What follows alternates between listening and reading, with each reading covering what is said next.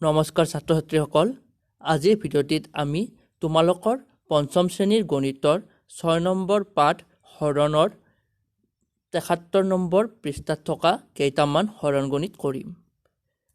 চোৱাচোন তোমালোকে, প্ৰথমটোত দিয়া আছে আমাৰ হৰণ কৰা দি যে আমাৰ 60ক 7ৰে হৰণ কৰিব লাগে, আমাৰ 60ক 7ৰে হৰণ কৰিব লাগে।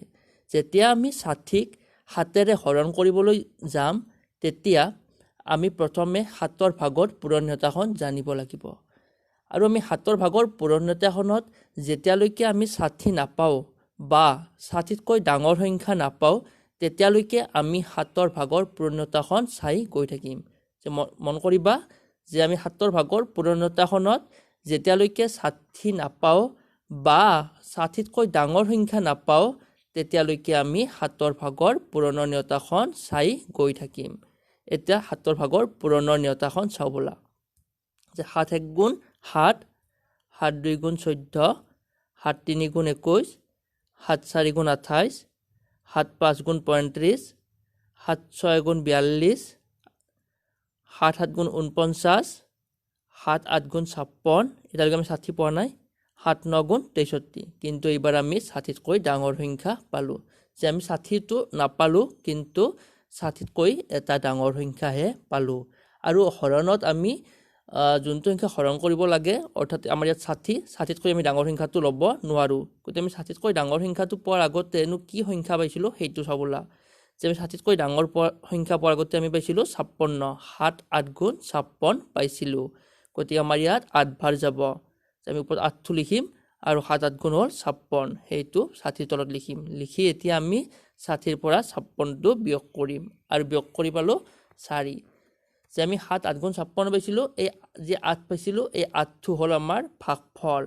আৰু আমি 60ৰ পৰা 56টো বিয়োগ কৰি আমি 4 পাইছিলোঁ, সেই 4টো হ'ল ভাগশেষ। যে এনেকৈ আমি এটা হৰণ গণিত কৰোঁ। এতিয়া আমি গণিতটো কৰিলোঁ, এতিয়া গণিতটোনো আমাৰ ভুল হৈছে নে শুদ্ধ হৈছে আমি সেইটো কেনেকৈনো গম পাম। যে গণিতটো আমাৰ ভুল হৈছে নে শুদ্ধ হৈছে সেইটো গম পোৱাৰো এটা আমাৰ উপায় আছে। আমি এতিয়া পৰীক্ষা কৰি চাওঁ ব'লা, গণিতটো আমাৰ শুদ্ধ হৈছে নে ভুল হৈছে। যে পৰীক্ষাটো এনেকুৱা ধৰণৰ যে আমাৰ ভাজক আৰু ভাগফল যদি পূৰণ কৰি তাৰ লগত ভাগশেষ যোগ দিওঁ তেতিয়াহ'লে আমি ভাজ্য পাব লাগিব। অৰ্থাৎ ভাজ্য সমান ভাজক পূৰণ ভাগফল যোগ ভাগশেষ। ভাজক আৰু ভাগফলৰ পূৰণফলৰ লগত ভাগশেষ যোগ কৰিলে যদি আমি ভাজ্য পাওঁ তেতিয়াহ'লে আমাৰ গণিতটো শুদ্ধ হোৱা বুলি আমি গম পাম। আমি গণিতটো কি কৰিছিলোঁ, 60ক 7ৰে হৰণ কৰিছিলোঁ। আমি যিটো সংখ্যাক হৰণ কৰোঁ অৰ্থাৎ 60 ইয়াত, তাক আমি ভাজ্য বুলি কওঁ।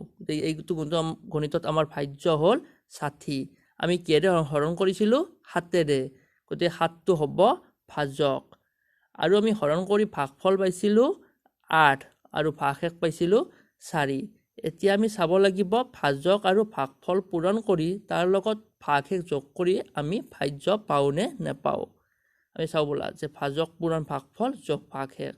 আমি নিজৰ নিজৰ মানবোৰ বহুৱাম। ভাজকৰ মান আছে 7, ভাজকৰ সলনি 7 বহালোঁ, পূৰণ ভাগফলৰ সলনি 8 বহালোঁ আৰু যোগ ভাগশেষৰ সলনি 4 বহালোঁ। এতিয়া আমাৰ ইয়াত দুটা চিন আছে, পূৰণো আছে যোগো আছে। আমি পূৰণটো আগতে কৰিব লাগিব। এতিয়া আমি 7 × 8 গুণ কৰি পাম 56 আৰু যোগ 4, আৰু 56 আৰু 4 যোগ কৰিলে পাম আমি 60, আৰু 60টো আমাৰ ভাজ্য আছিল, সমান ভাজ্য। এতিয়া আমি গম পালোঁ যে আমাৰ গণিতটো কৰোঁতে শুদ্ধ হৈছিল। এতিয়া আমি তাৰ পিছৰ গণিতটো চাওঁ ব'লা। তাৰ পিছৰটোত দিয়া আছে 37ক 4ৰে হৰণ কৰিব লাগে, 37 হৰণ 4।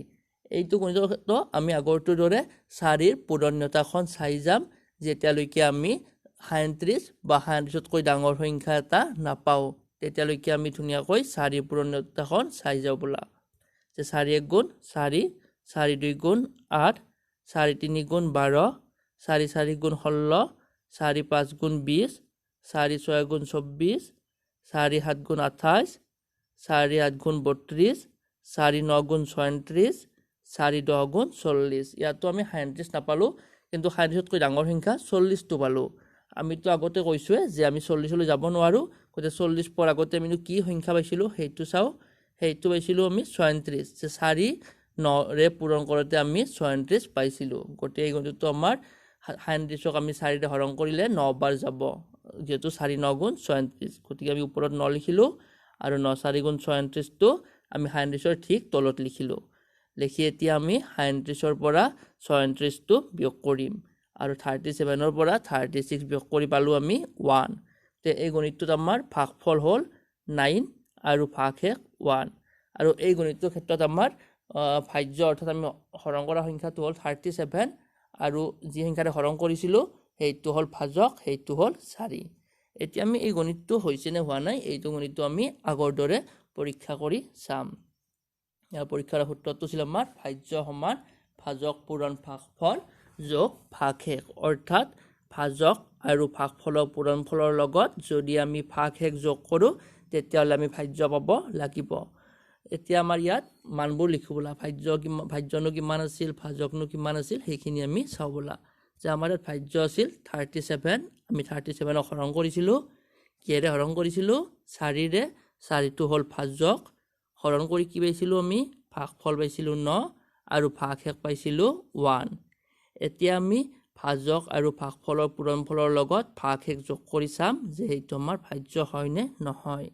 যে ভাজক পূৰণ ভাগফল যোগ ভাগশেষ, আমাৰ ইয়াত ভাজক আছে 4 আৰু ভাগফল আছে 9 আৰু ভাগশেষ আছে 1। এতিয়া আমি এইখিনি মানকেইটা বহাই চাম যে 4 × 9 + 1 অৰ্থাৎ 4 পূৰণ 9 যোগ 1 আৰু 4 পূৰণ 9 কৰি পাওঁ আমি 36, 36 + 1 আৰু 36 + 1 অৰ্থাৎ 36 যোগ 1 কৰি পাম আমি 37, 37 আৰু এইটো হ'ল আমাৰ ভাজ্য, অৰ্থাৎ আমাৰ এইটো গণিতটো আমি শুদ্ধ হোৱা বুলি গম পালোঁ।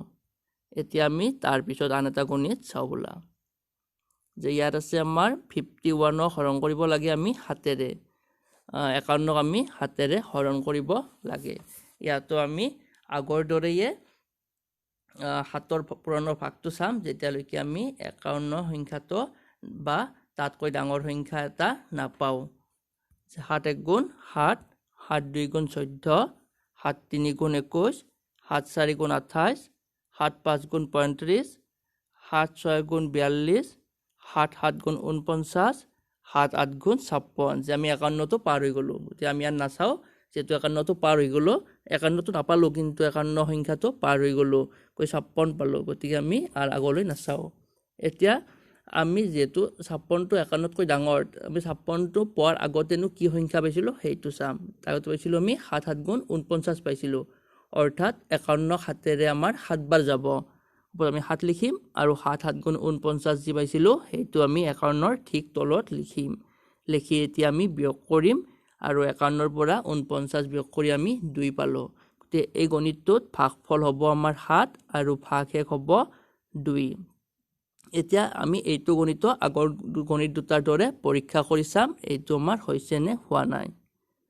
যে ভাজ্য সমান ভাজক পূৰণ ভাগফল যোগ ভাগশেষ, আমাৰ ইয়াত ভাজ্য আছিল 51, অৰ্থাৎ আমি 51 হৰণ কৰিছিলোঁ, ভাজক আছিল 7, 7ৰে হৰণ কৰিছিলোঁ, কৰি ভাগফলো আমি 7 পাইছিলোঁ আৰু ভাগশেষ পাইছিলোঁ 2। এতিয়া আমি পৰীক্ষাটো কৰিম, অৰ্থাৎ ভাজক আৰু ভাগফলক পূৰণ কৰিম আৰু তাৰ লগত ভাগশেষ যোগ কৰিম।